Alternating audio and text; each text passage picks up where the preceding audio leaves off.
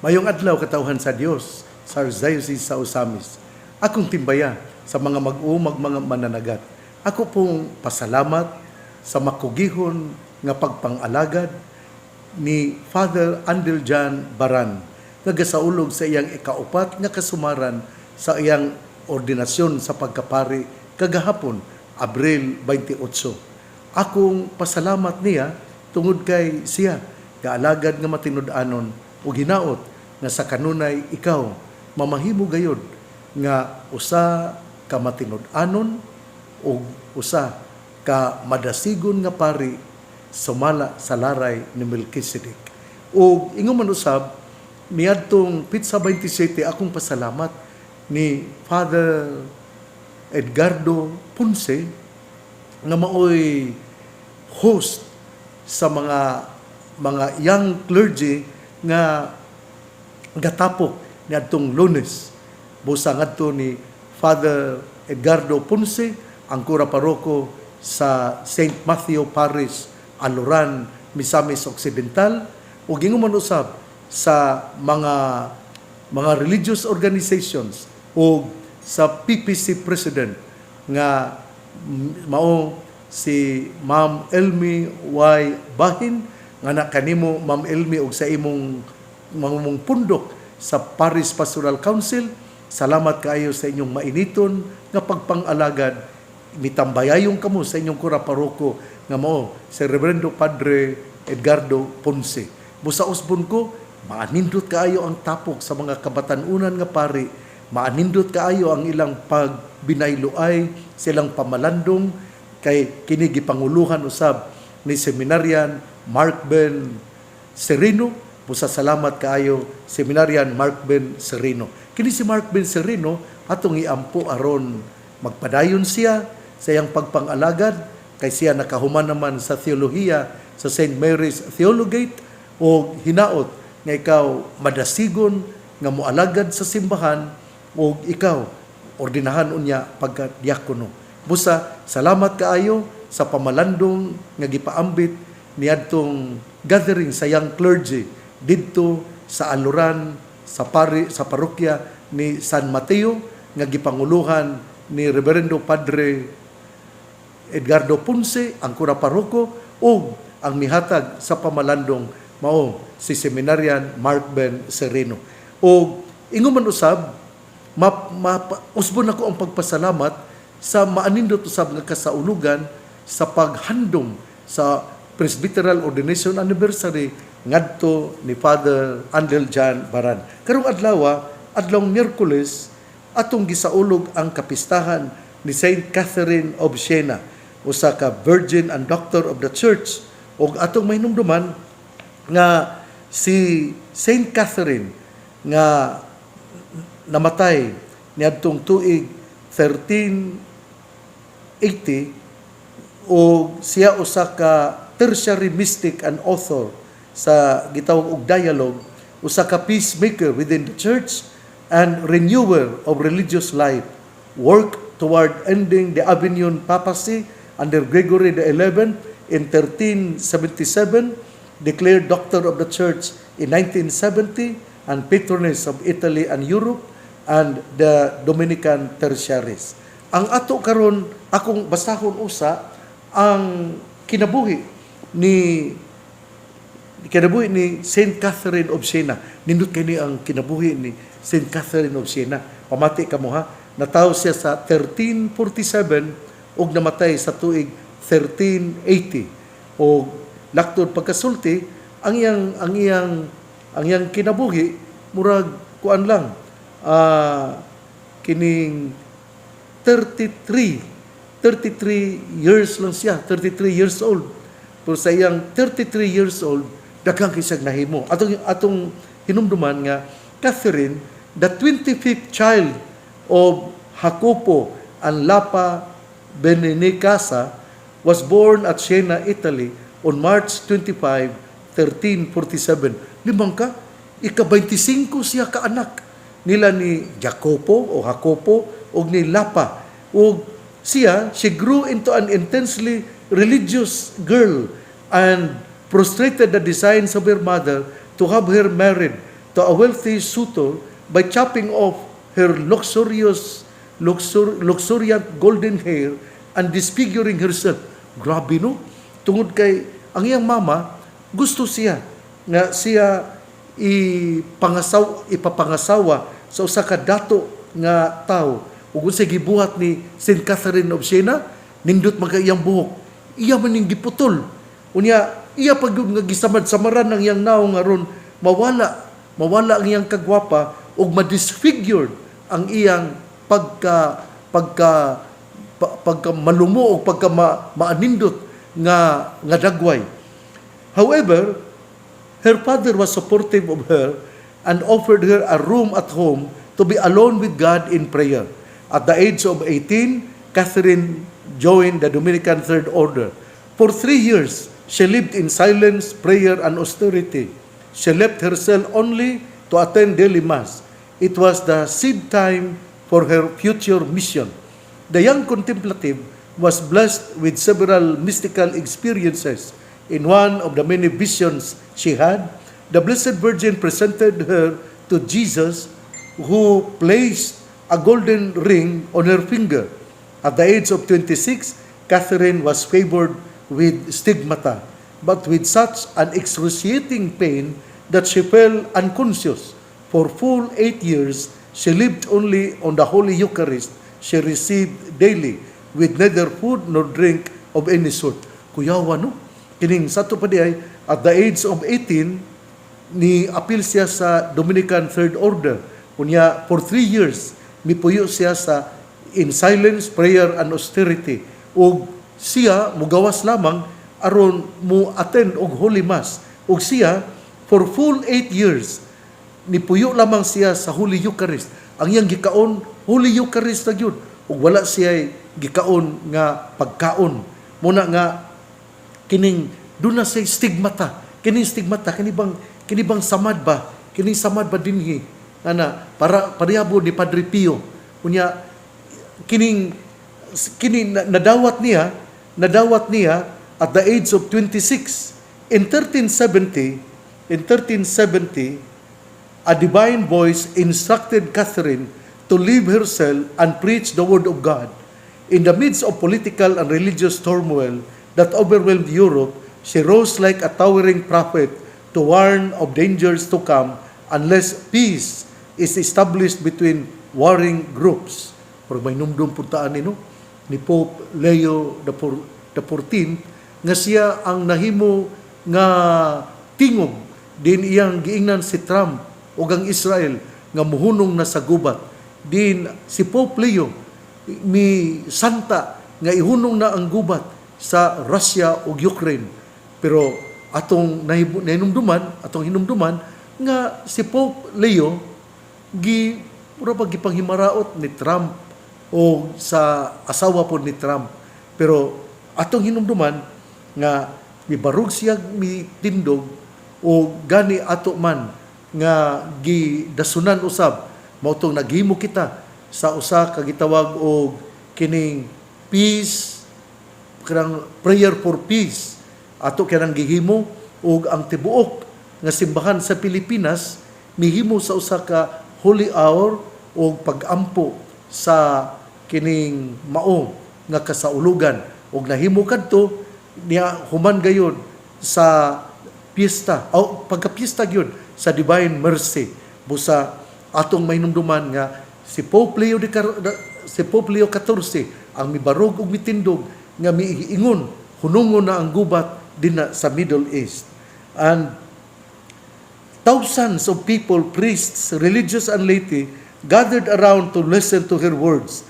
Dozens of letters were dispatched by Catherine to kings, princes, popes, and other public figures. Under her influence, in 1376, Pope Gregory XI returned to Rome from his Avignon exile. Later, when papacy was tragically weakened by contested elections and popes and anti-popes denounced one another, Catherine supported the legitimacy of the election of Urban VI. She was instrumental in establishing peace between the city of Florence and the Holy See. Her contributions to organize a crusade against the Turks to liberate the Holy Land were considerable. In 1380, Catherine died in Rome at the age of 35. She was proclaimed a saint in 1461 and declared a doctor of the church in 1970 by Pope Paul VI. The Italians honor her as their patroness. Mao kini ang kinabuhi ni Saint Catherine of Siena. Ug mori kita sa ato nga ebanghelyo. Ang atong ebanghelyo nining adlaw Miyerkules, Abril 29 atol sa kapistahan ni Saint Catherine of Siena. Ang atong ebanghelyo atong kutloon sumala sa ebanghelyo ni San Juan. Unya si Jesus misultig kusog, ang nagtuo kanako wala lamang magtuo kanako kundi kaniya usab nga nagpadala kanako. Mianhi ako nga kahayag sa kalibutan aron ang tanan nga nagatuo kanako dili magpabilin sa kangitngit. Ang mamati sa akong mensahe ug dili magtuman niini dili ko hukman. Mianhi ako dili aron pagsilot sa kalibutan kundi dili aron pagluwas niini. Adunay mo silot niadtong magsalikway kanako ug dili mo luwat sa akong mensahe ug dili mo dawat sa akong mensahe. Ang pulo nga akong gisulti mao unya ang maghukom kaniya sa katapusang adlaw. Matuman gayud kini kay wala man ako magsulti sa akong kaugalingong kabubuton kundi ang amahan nga nagpadala kanako mo'y nagsugo kanako kun unsay akong isulti. Ug nasayod ako nga iyang sugo naghatag og kinabuhing dayon. Busa ang akong gisulti mao ang gipasulti kanako sa amahan. Ebanghelyo sa atong Ginoo, daygon ikaw o Kristo. Mga igsoon, yadtong Lunes o yadtong Domingo usab, yadtong Abril 26, ang ebanghelyo gahislot gayon bahin sa magbalantay, ang mayong magbalantay. O gibalik kini sa adlaw nga Lunes. O gining adlaw nga Miyerkules, ang ebanghelyo na usab mitutok na usab nga ang atong Ginoo mianhi sa kalibutan aron pagdala sa kahayag. Unsa man gyud ang kahayag nga gidala sa atong Ginoo nga ang mudawat kaniya makabaton sa kinabuhing dayon. Apan ang dili madawat kaniya dili makabaton sa kinabuhi nga dayon. Ug mao kini ang gisulti sa atong ebanghelyo. Mao man bitaw nga ang ebanghelyo miingon nga mianhi siya.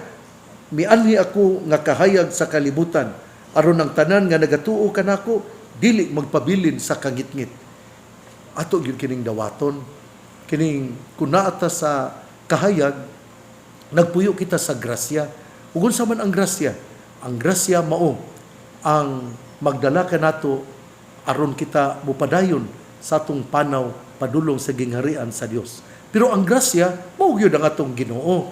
Nakadawat kita sa Ginoo nga mao ang grasya. Si Jesus mao ang grasya nga gihatag sa kalibutan. Mao na nga kung ikaw dili mo dawat sa grasya nga mao si Jesus, nga mao ang kahayag, magpuyo ikaw sa kangitngit. Ug ang kangitngit mao ang sala, mao ang pagdumili, pagdawat sa grasya.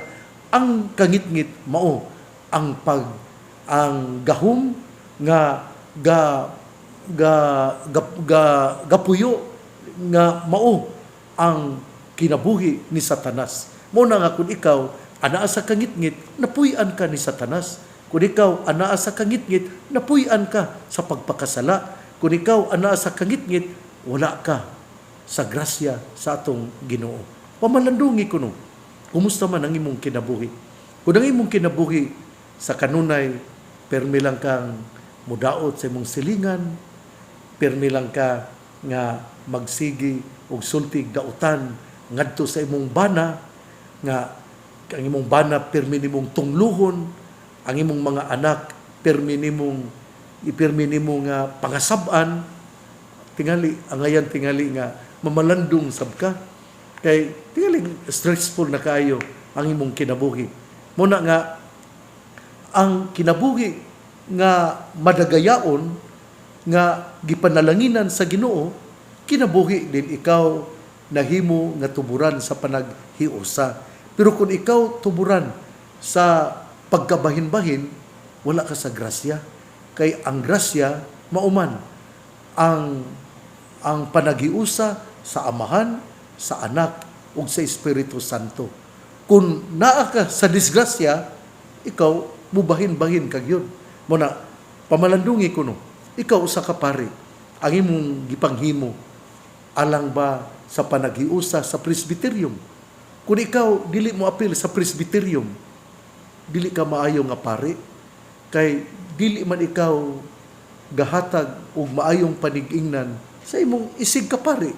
Muna nga, kung ikaw permi lang nga wala diya sa tapok, wala ka sa maayo nga grasya sa Dios. Tungod kay ang grasya sa Dios mao man ang panaghiusa. Kung ikaw dili malipay nga makig-uban sa imong kauban nga mga pari, may pa wala ka magpari. Anong permi man gyud kang suko lang yun sa pundok sa mga kaparian?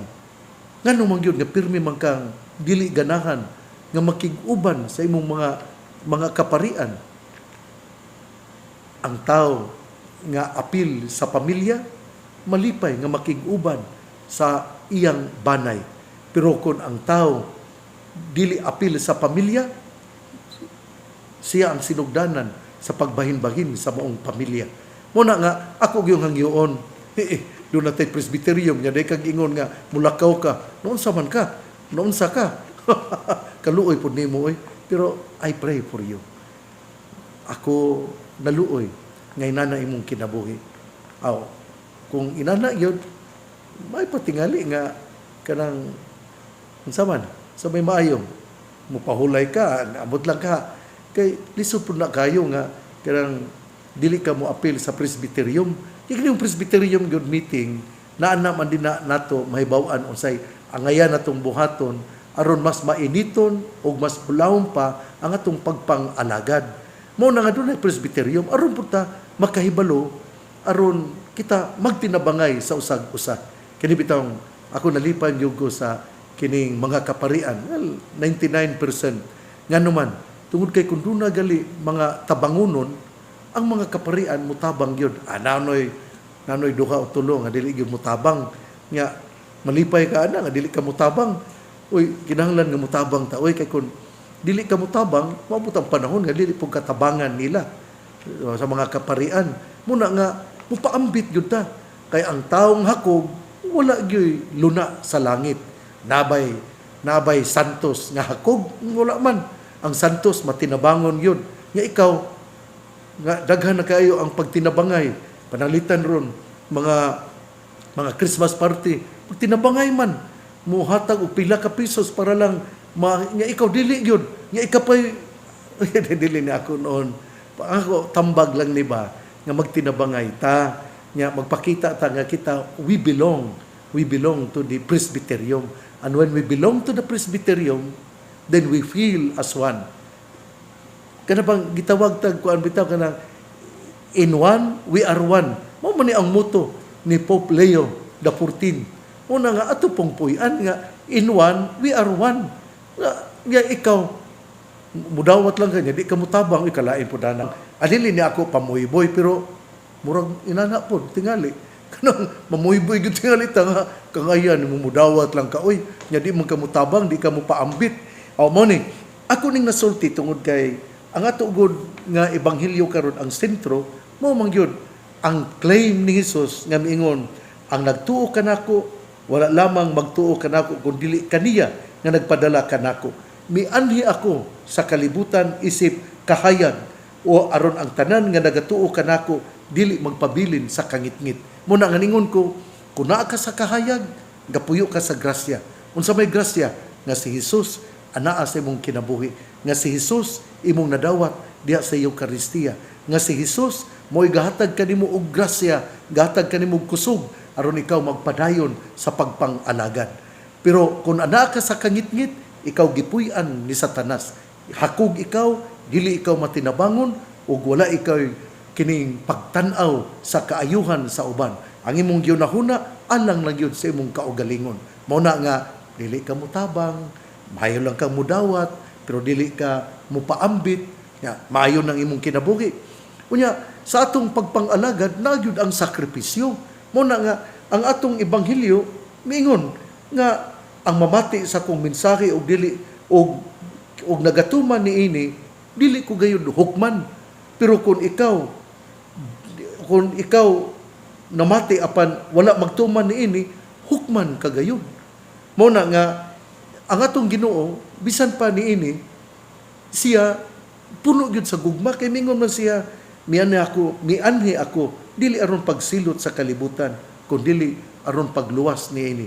Mo man bitaw nga sa miaging Domingo ang ato nga second reading gahisgot gyud nga usahay kita madani sa mga tentasyon, pero atong paningkamutan nga mahibalik kita. Mao ni ang gisulti ni San Pedro ato kunong basahon ang ikaduha nga pagbasa nga gisulat ni San Pedro ug mingon siya diri pinaagi sa iyang mga samad nga ayo kamo kaniadto sama sa mga karnero nga nahisalaag apan karon gidala kamo pagbalik aron magsunod sa magbalantay ug tigpanalipod sa inyong mga kalag. Sa tupadi ay dili day atong kabubuton nga kita mubalik sa Ginoo kundi ang Ginoo mismo mo'y nagkuha kanato aron mobalik kita nga mosunod kaniya. Pero doon na po tayo freedom nga mudawat niini. Mao man bitaw nga ningon siya nga sama sa mga karnero kita nahisalaag apan gidala kita pagbalik sa atong magbalantay ug tigpanalipod sa atong mga kalag. Gidala kita pero napod ang freedom. Kung gusto ta nga mupuyo sa kahayag, dawato na to ang kahayag sa atong Ginoo. Pero kung dili ta gusto nga mudawat sa mong kahayag, kita nasilutan sa ato mismo nga kabubuton. Mao na nga miangyo na nga atong Ginoo, wala mong kumuanhi aron pagsilot, kundi aron pagluwas niini. But at the same time, we have the freedom to accept or not to accept, to choose and to live according to the tenets of the church. Kung dili na to dawaton ang grasya, nasilutan gyud ta tungod kay ang ato nga gipalabi mauman ang kangitngit. Mo na nga hinaot nga ato yung mahinumduman nga nini karong ebanghelyo karon kita gipahinumduman nga si Jesus mo ang kahayag, nga si Jesus mo ang grasya, nga si Jesus gadala sa maayo nga kinabuhi. Ug hinaot nga kita dili mupuyo sa kangitngit atong pilion ang kahayag aron atong madawat ang iyang panalangin. Igsuon ang mayong balita nga ang pulong ni Jesus, ang iyang pamation, pamalandungan ug paningkamutan nga mapuy-an. Bulan ang tawo nga namati sa pulong sa Ginoo sama sa kahoy nga gitanom daplin sa usa ka sapa kan sa dahon dili gayud malaya. Tempo sa timbunga siya mamunga. Igsuon ugma na usab. Ako diyang isulti nga karong adlaw Pitsa 29 piyesta ni Saint Catherine of Siena, ako di ay nga himuon ang pagpanalangin o ang opening mass ang groundbreaking sa lugar sa mga Sisters of the Evangelization, the Missionary Sisters of Evangelization. Ug paghimuon kini ang ilang Pinoy-anan dinha sa Manga, Tanggob City o hinaot nga ato pod nga matabangan ang mga madre, ang mga Missionary Sisters of Evangelization. Sa kagahapon Pitsa 28 mianhi sila kanako ug mihimo sa kining audience aron pag-ila-ila silang kaugalingon busa ngadto sa mga Missionary Sisters of the Evangelization. Welcome to the Archdiocese of Ozamis. Akong dapiton ang si Father Daryl Rosales ug si Father Edgar Canama nga mo concelebrate nako sa misa sa groundbreaking sa Missionary Sisters of the Evangelization alas 9:30 sa buntag dinha sa Manga, Tanggob City. O hinaot usab nga makaduyog usab sa ato nga panagtapok ang atong pinalangga nga mayor, si Mayor Ben Canama, uban sa iyang Vice Mayor, si Vice Mayor Tito Dicena, o ingon usab sa mga konsehalis. Ug ako pong hangyoon ang atong barangay captain dina sa Manga, Tangub City, o uban sa iyang mga konsehalis nga mutambong usab sa groundbreaking sa bag-o nga Pinoy-anan sa convent sa Missionary Sisters of Evangelization. Ako di ay pahibalo nga ugma moadto ako sa Cebu, o ako ang mo sa ulog sa piyesta sa Magdugo, Toledo City, nga ang kura paroko mao ang taga Pardo nga si Father Renante Rabanes. Moadto ako kay gi-invite ako niya o talagsaon kini. Sorry kayo Sister Aida, dili sa ko makasaulog sa piyesta din ninyo diha, pero tingal mo ana gyud si Father Tony Sagrado, isip ko ra paroko dinha sa inyong orphanage. Busa regards sa tanan nga mga matuohon nga nagtambayayong ninyo sa pagtabang sa mga orphans dinha sa inyo nga orphanage.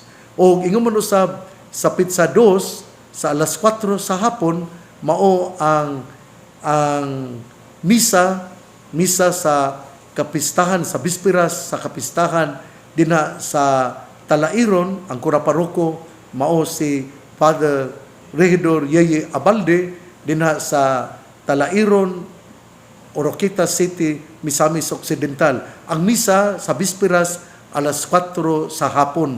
Ug ingon man usab ang Fiesta Mass dinha sa Gango, Pizza 3, alas 5:30 sa kabuntagon. Ug unya human sa piyesta sa akong misa piyesta dinha sa Gango, muadto ako sa Panaon aron pagsaulog alas 9 sa buntag sa kapistahan sa kadaugan sa krus dinha sa Panaon. Kansang kura paroko mao sa Reverendo Padre Banit Kanyete.